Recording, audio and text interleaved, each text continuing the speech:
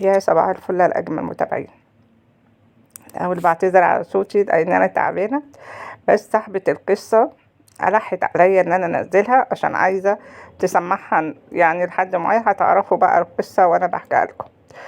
سعاد كانت ست كويسة جدا وما كانش عندها أي مشاكل خالص مع جوزها، لكن للأسف جوزها توفى وساب لها 3 أولاد، بنت وولدين.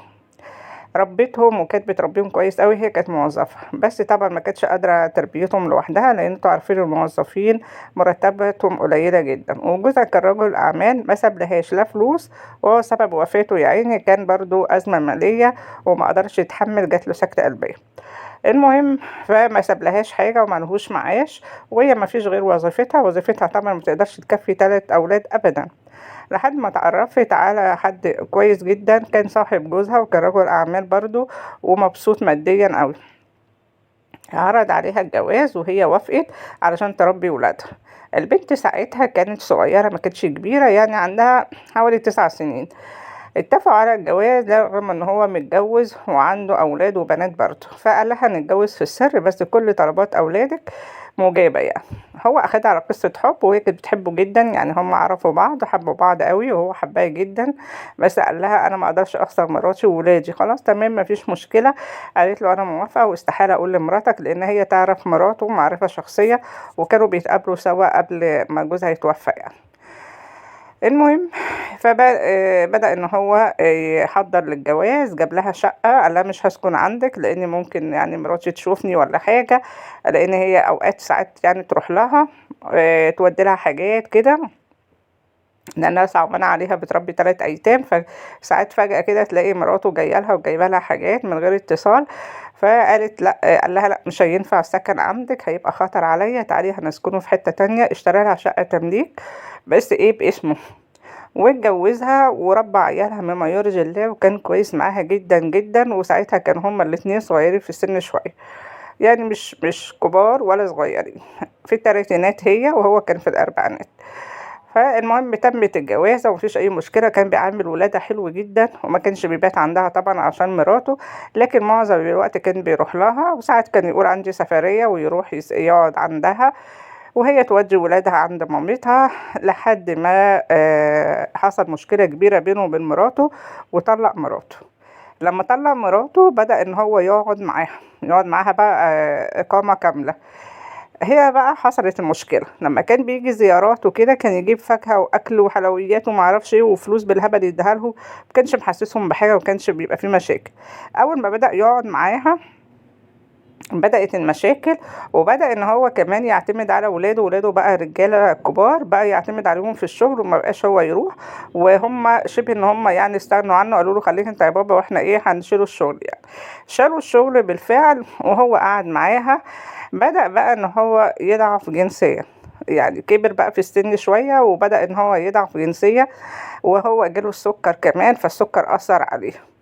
بدأ إن هو ما يجيش جنبها ويحصل له مشاكل جنسية كبيرة، وبدأ إن هو خلاص بقى يعني ما بقاش ييجي جنبها نهائي. هي كانت راضية ما فيش مشكلة بالنسبة لها، وكانت ما فيش أي يعني حاجة وساكتة، لحد ما مَر كده فترة كبيرة سنتين 3، وفي يوم من الأيام حست إن بنتها تعبانة أوي، فراحت ودِّتها المستشفى عشان تعبانة، فاكرة إن هي عندها يعني نزلة معوية والّا حاجة عشان عمّالة ترجّع.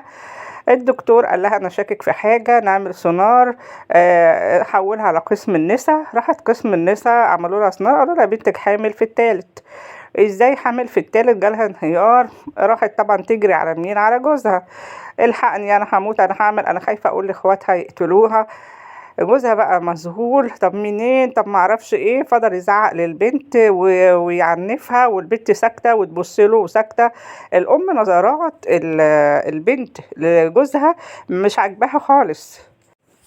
المهم امها شكت في الموضوع، لقت يعني زوجها بيبص للبنت بصات وهو بيعنفها كده وبيشتمها وبيضربها، برضو مش مرتاحة، يعني حاسة ان في حاجة، والبنت برضو بتبصله بصات غريبة وساكتة مش عايزة ترد.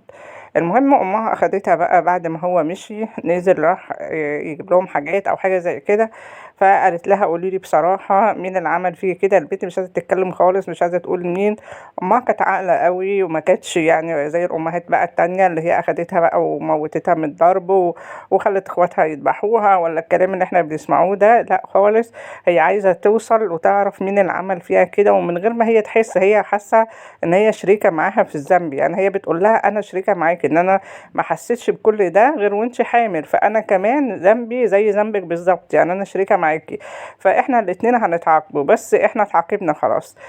فقالت لها بقى يا ماما انا مش هقدر اقول، وما رضتش تقول ابدا. راحت قالت لها اخوكي، شكت طبعا في حد من اخواتها، لكن هي اقسمت ان هما مش اخواتها. راحت قالت لها جوزي يعني عمك فلان. قالت لها لا طبعا مش عمي فلان. راحت قالت لها طب قولي لي مين. حاولت بشتى الطرق ما فيش فايده. المهم راحت قالت لها انا هضطر اقول لاخواتك، لو ما قلتليش هقول لاخواتك. ففضلت تحلفها ان هي ما تقول لاخواتها. جابت خالاتها، وخالاتها حاولوا يعرفوا منها مين اللي عمل فيها كده. المهم في النهايه البنت قالت لواحده صاحبتها، ما قالتش لخالتها ولا لامها. راحت صاحبتها ديت راحت قالت لمامتها من وراها يعني. قالت لها انا هضطر اقول لك عشان الغلط بيجيب غلط، والغلط بيتركب عليه غلط، فلو استمرينا على كده هيحصل مشاكل اكتر من كده بكتير. طب ايه يا بنتي اللي حصل؟ كانت ساعتها بقى ايه، الست قدمت على معاش مبكر وقعدت، فبتاخد معاش صغير قوي، ومعتمده كل الاعتماد تعليم عيالها في الكليات على زوجها دوت. المهم راحت قالت لها بصراحة اللي عمل في بنتك كده هو عم فلان جوزك. جات لها بقى صدمة وفضلت تصوت وجالها انهيار عصبي، ازاي وانا كنت فين. راحت قالت لها هو هددها، هو عمل معاها كده وهددها وقال لها لو قلت انا مش هصرف عليكم، واخواتك مش هيتعلموا، وامك مش هتعرف تعيش، ولا انت هتعرفي تتعلمي. راحت قالت لها لا كدب كدب، بنتي كدابة، والله بنتي كدابة. فضلت تحلف لها تقول لها طب انت واثقة ليه ان هي كدابة؟ راحت قالت لها انت لسه صغيرة مش هقدر اقول لك الكلام ده. قالت لها مش هو يعني ضعيف جنسيا؟ قالت لها ايه ده وانتش عرفك، وانت ازاي تقولي لي كده يعني؟ راحت قالت لها هو اللي قال لك كده واهمك كده وقال لها كده. قال لها انا مش طايق خالص مامتك، انا من ساعه ما نمت معاكي وانا مش طايق مامتك خالص، ومش قادر اجي جنبها نهائي.